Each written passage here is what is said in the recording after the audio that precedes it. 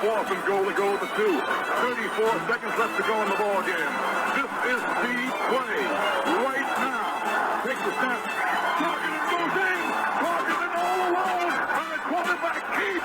Wow, what a call. Nobody touched him.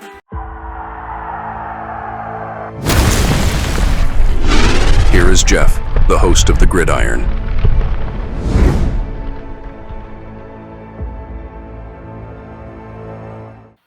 It does seem like, quite possibly going to find or keep Shane as a GM, at least for now anyway, because in his report I was reading, he's going to be leading the search for the new head coach.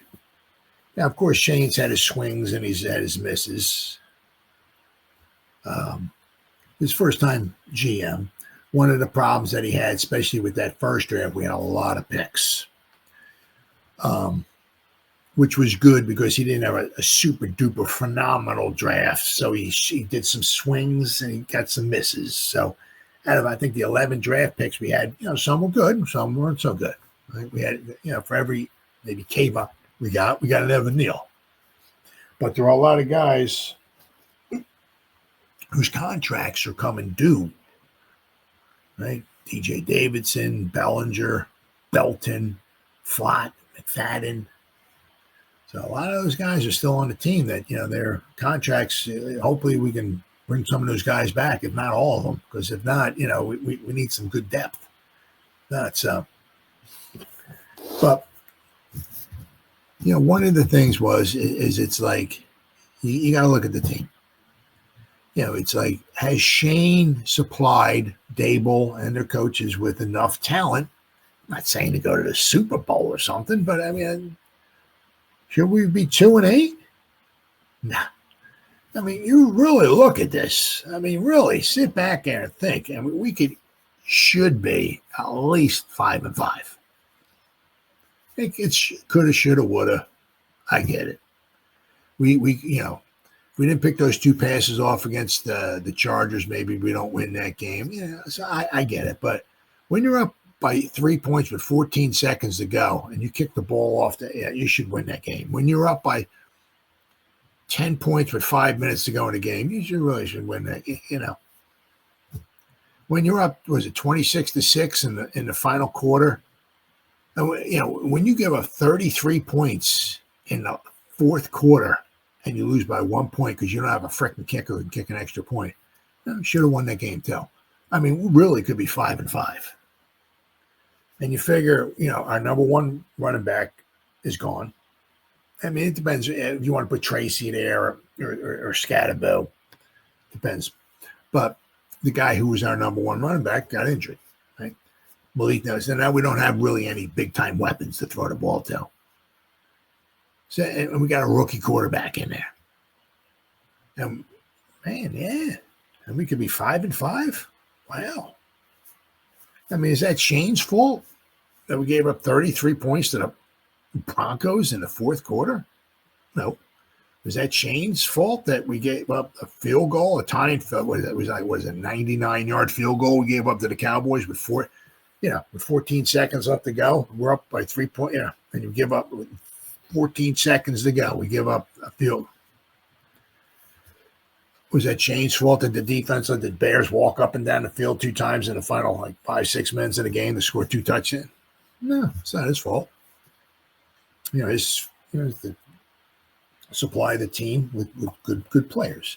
Now we certainly could, obviously, as a lot of teams are, we could use some better depth. And unfortunately, a lot of the depth wouldn't come into play if there aren't so many injuries, but it's part of the game. The Giants are obviously the part of this, we got a ton of injuries. And you can see our secondary is pretty banged up. But one thing is it's hard to deny is that, the last couple of drafts done pretty good. One of the things Mr. Mara was very impressed about with Shane was He said like a lot of they're drafting, like the draft board and all the information, the analytics and stuff that they come up with. He said it's like I've never seen nothing like that before. I said you look, Alexander, the third round pick. You've certainly seen some good and some bad, but he certainly has some upside to him. But you want to look at one thing. They redrafted the draft. Now, it depends who's drafting, right? If you got two teams at the top and both need quarterbacks, well, Dart's going one, Cam Ward might be going two. Might. That's if you got two quarterback needy teams. If you have a quarterback needy team and then you have another team, there's a chance, just a chance. Jaxson Dart's going one. And if they take the best player in the draft, it's possible. Abdul Carter's going number two. So there's a good chance, because of Shane, Brandon Brown and company, the scouts and all that stuff and everything, that we might have gotten the best two players in this draft. Not too shabby. Not too shabby. And all it cost us was what? Our pick number 3, and then it cost a couple picks a few picks that jump up to grab Dart. But it costs you just a few picks to get your quarterback in the future. Sign me up. So we might have gotten the best two players in the draft. Then you throw Scatterboo in there.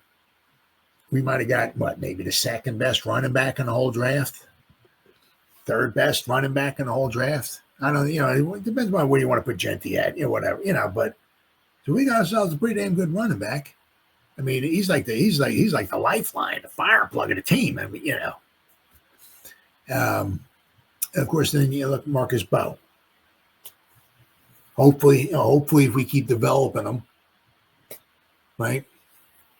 Hopefully they'll just keep getting better and better. So, we had a pretty good draft. Didn't have too bad of a draft last year either. So the drafts haven't been bad. We need another good draft this year, too. We need another weapon. We certainly need another weapon. That's for darn sure. I mean, there are some we could use, probably like an interior offensive lineman. Doesn't have to be, doesn't have to be a first round pick, especially if it's going to be a guard. We can get one in the third round or something like it. We do need another cornerback, especially at least for some depth. Cornerback, we can use probably some depth inside linebacker. Interior offensive line, we need another wide receiver. But we'll see what we can do in the draft. But Shane, so he's had some swings and misses, but he's also had some hits too. But also one thing you got to look at too is when he came in here, right? Whatever it was in January, it's like, hey, how you doing? Who are you? Oh, you're my head scout? Oh, hey, I'm Joe Schoen. How you doing? Nice to meet you. Who are you? Oh, you're another scout? Oh, hey, he didn't know he's. So he had to get all the scouts together and whatever information they had, Now he's got it down where he tells each scout, through the season, they're looking at games, look for players that have this kind of stuff going on. Now, he couldn't do that when he first came in. So, you kind of understand where, maybe, some things went okay in the draft and some things didn't go okay, especially with his first draft. But the last couple of drafts haven't been too bad. But he has had, obviously, he's had some questionable. He's had some good, but he's had some questionable things as well, too. Where are we at here? So, let's talk about a little bit of Joe Schoen here, shall we? Breaking down some of Joe Schoen's hits, misses after the Giants' tenure gets new life. His hits was drafting Jaxson Dart. Schoen aggressively traded back into the first round to draft Dart with the number 25 pick overall. Looks like we got ourselves a franchise quarterback. They got to make sure whoever the new coach or whatever, it's like, he's got to do whatever he can to avoid getting more concussions. Let's see. So the Giants traded away 3 picks. It was their later their compensatory, I guess, 3rd round pick this year and the 3rd round the next year. Plus, so they traded away a 2nd and 2/3 to jump back into the 1st round and draft a quarterback of the future. And the funny thing is that they traded they traded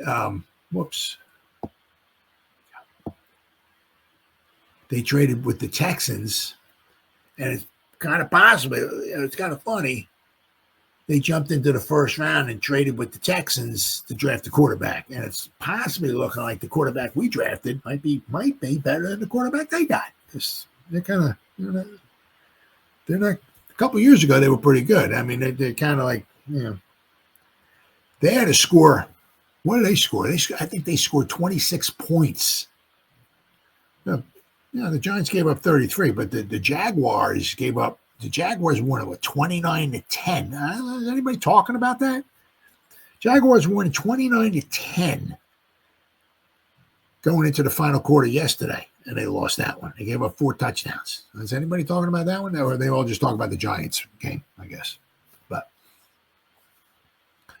so, Shane did pretty well there. We might have our quarterback for the future for the next 10 plus seasons or whatever. That's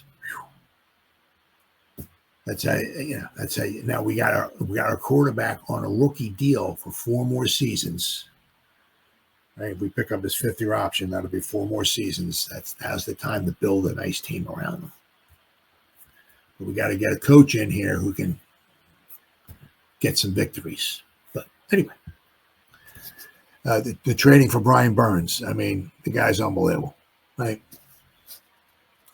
2024 offseason, Shane sent a 2nd round and a 5th rounder and swapped a pick with the 5th rounder for the Panthers, I guess, with Burns to set the entire last year of set to enter the last year of his contract. I'm sorry. Immediately after the trade, the Giants gave Burns a 5-year, $150 million extension. Or it was 146, I think it was, or something like that. Now, if that didn't pan out, boy, I'll tell you what, people would have been all over Shane. But let me tell you what, Burns been worth all of that. He's on the he should have had the Bears. He's got a picture. Caleb Williams avoids a sack by Brian Burns during the 2nd half. Burns had both his hands on him. Should have pulled him frick down, but missed it. They drafted Malik Neighbors. Signed Jermaine Illuminor. Been as solid as a rock. Now we're going to have to be interested to see, do we wind up bringing him back or not? Talking about, we drafted Abdul Carter. Drafted Cam Scatterbill. Obviously Malik Neighbors. He's had some hits, but his misses, Evan Neal. Big one. That was his first draft. But as of right now, it's a big swing and a miss. Pick number 7 in the draft. Wow. Through 10 games this year, Neal's been a healthy scratch 9 times and did not play a single snap the one game he did suit up. So they traded up to get Deontay Banks. They traded up to get Jalen Hyatt. Now, of course, these were all a couple of years ago. The last 2 drafts, but the Daniel Jones contract. But, I mean, to be, also once again, people are yelling at, what are you paying Daniel Jones for? What's wrong with you? Blah, blah, blah, blah. What are you, stupid, Shane? Well, he's doing all right with the Colts. Is that Shane's fault that Daniel Jones ain't playing well, or not? Maybe Shane's maybe a little bit. We don't have the unbelievable offensive line the Colts do.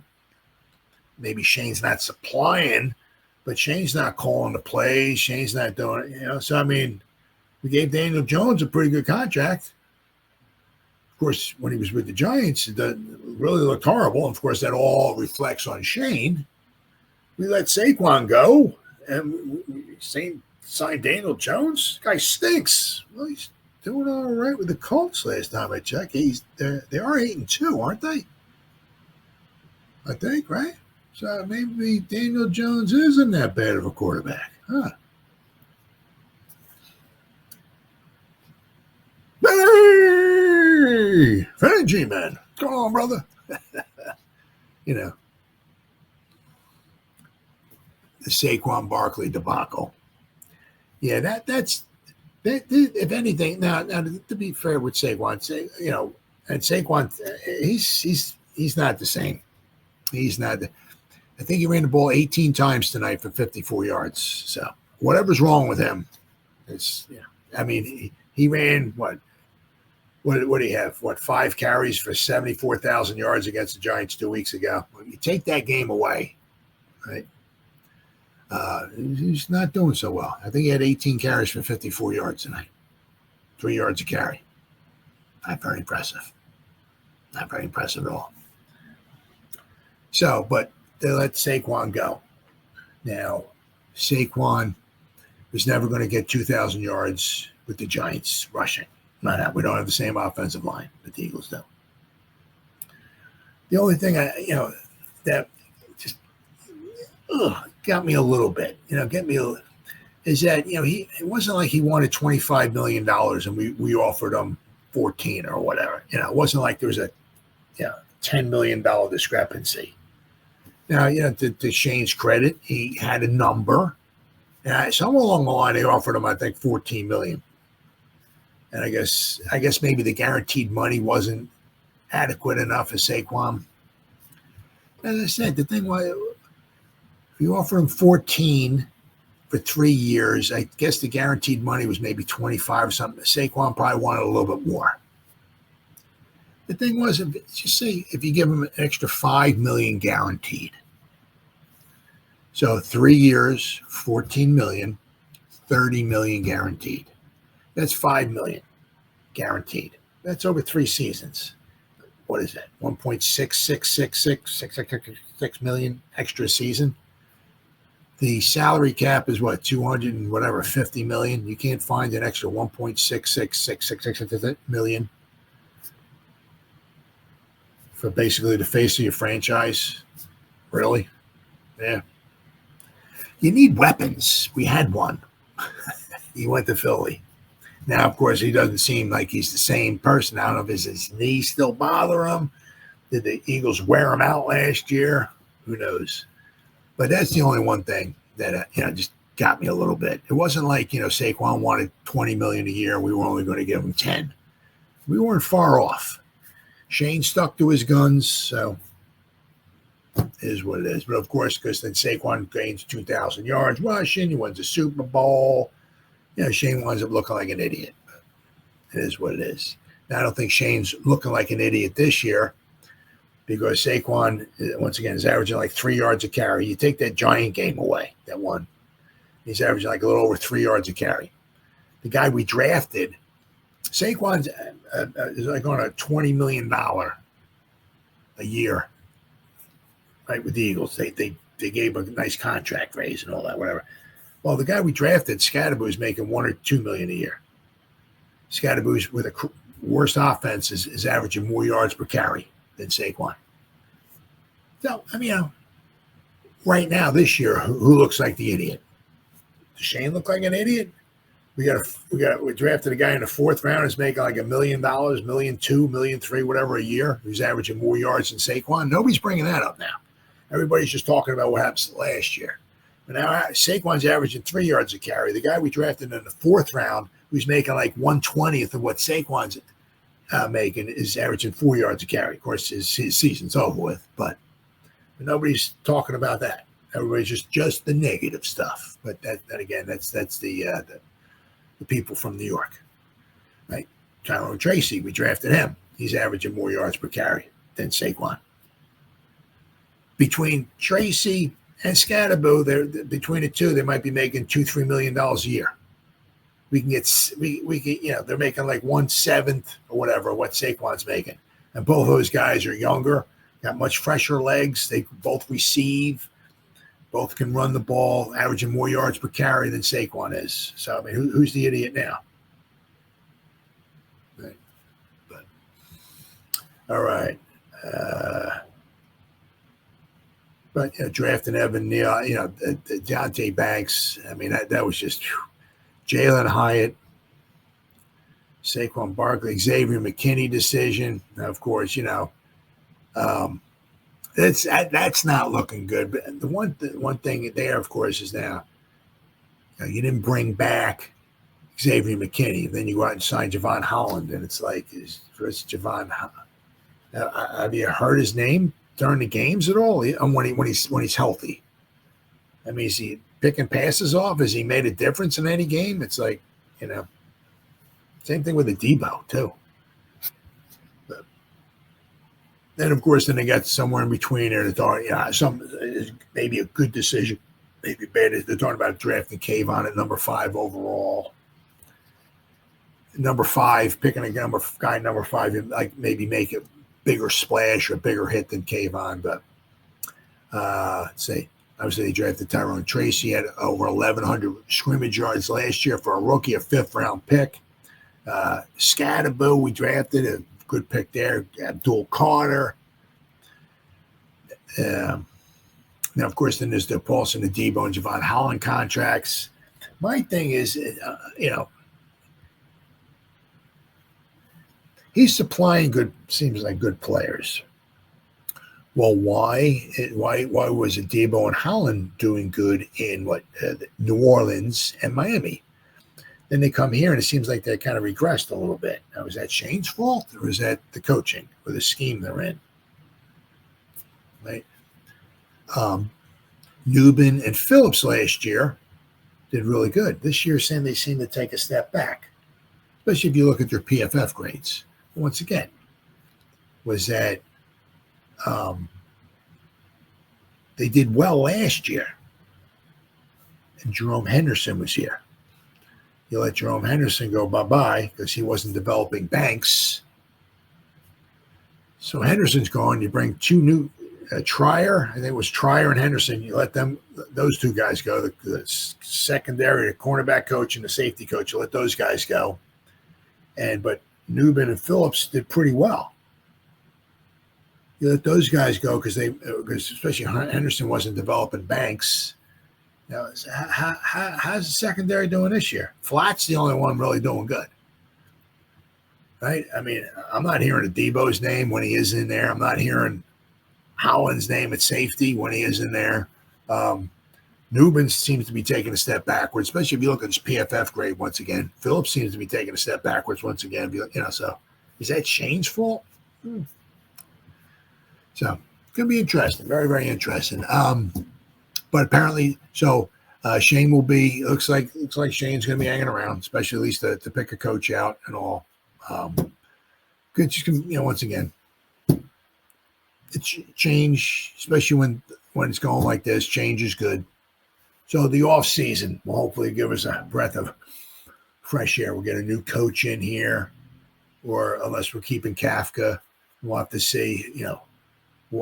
What defensive coordinator we bring in. Do we fire guys in the second? So then, of course, hopefully the way we're going anyway now, we might want it with another top 10 draft pick. Maybe we can get a nice weapon. Malik on one side, right? Another weapon on the other side. Healthy Jaxson Dart, healthy Scatterboo and Tyrone Tracy. We get some weapons here. Maybe the future might look a little bright. Maybe we get a good defensive coordinator in here who can do some scheming with the guys that we have and maybe get some good play out of them so we don't blow 4th quarter leads. Right? So, but it's when it's like this, it's the breath of fresh air, something new. Like when we got rid of Joe Judge, it was like, whew, and you bring Daboll in, it's like, yeah, okay, all right, You brought Daboll in. And it was the same year we had 2 first-round picks, pick number 5 and pick number 6. It was really exciting, an exciting time. So we'll have to wait and see. But it looks like good old Shane will be hanging around.